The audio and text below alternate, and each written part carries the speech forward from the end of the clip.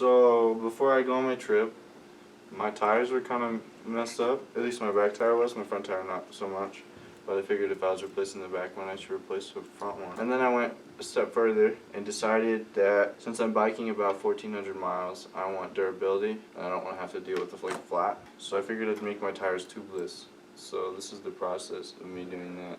We're going to start with the front tire because that's easiest. So I'm going to let the air out for the most part so I can get this tire off and the tube out.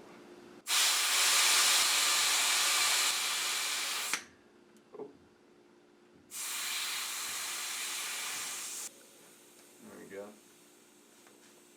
So I'm just going to go until I don't hear air coming out or close to that. Before I got this bike, I didn't know anything about bikes at all. And so I figured if I'm going on a 1,400 mile trip, I should learn a thing or two.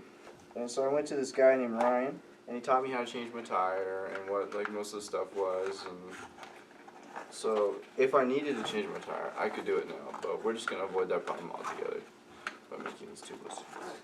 So from here, we pull it out, I believe. So yeah,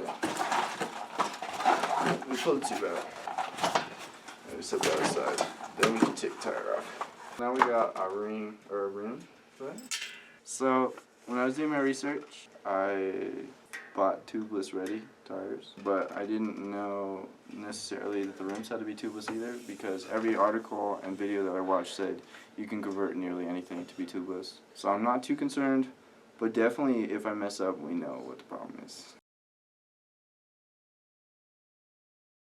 So the tutorial I'm watching is to pull the rim tape out. We're going to replace it with tubeless tape. I don't know if there's a difference or not, but that's what the tutorial says to do. So that's what we're going to do. Oh, my hand's cramping.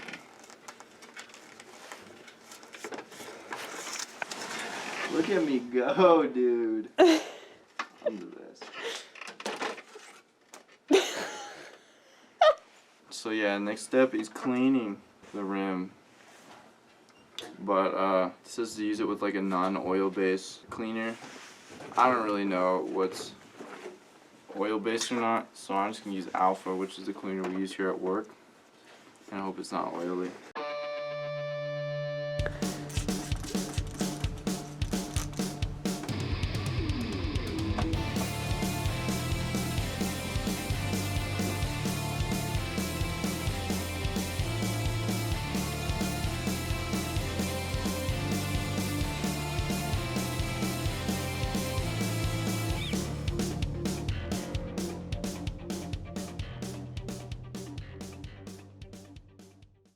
So I got a 24mm tubeless kit.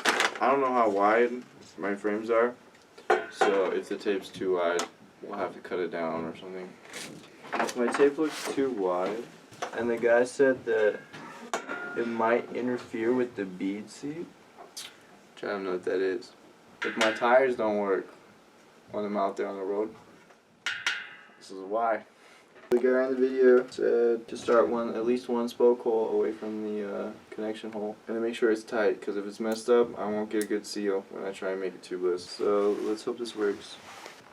Oh, it's way too big.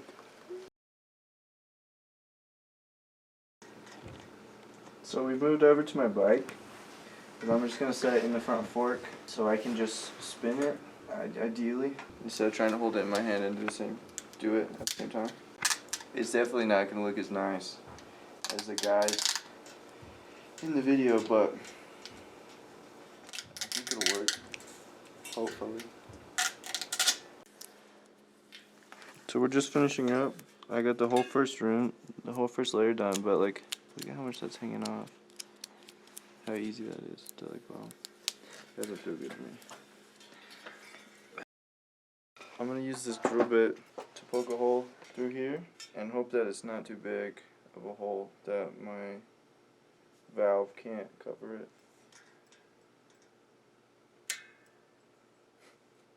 The deed is done. It looks more like a slit though, like I did it with a knife. Wow. This doesn't quite cover it.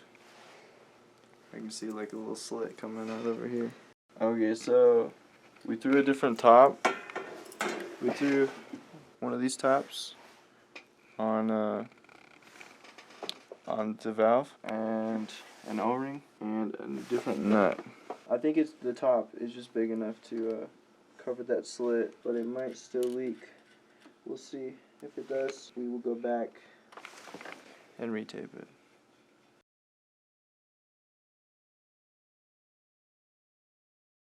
So what are you doing? Putting one bead in, but it's not really working. It feels really jank. Because the tire's been in the packaging so long, it's like bent to the shape of the packaging.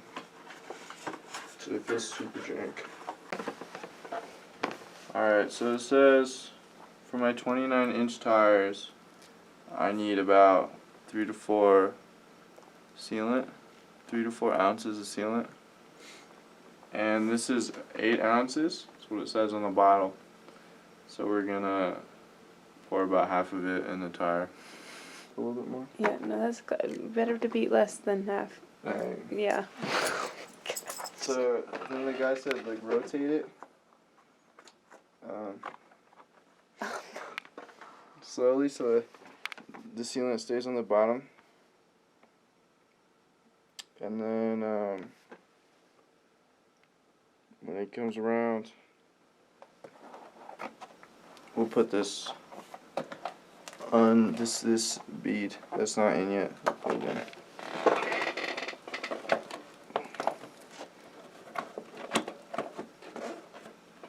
Alright, now we gotta pump it up fast. Hope this end works.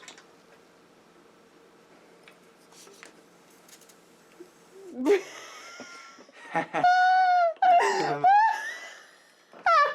don't know about that one. Woo!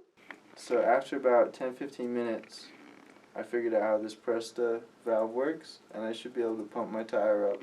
Hopefully, time wasn't of the essence with the sealant. So I'm going to test it out on this guy, my spare one.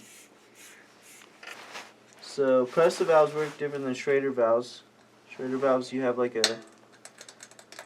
thing that you have to push to let the air in and out.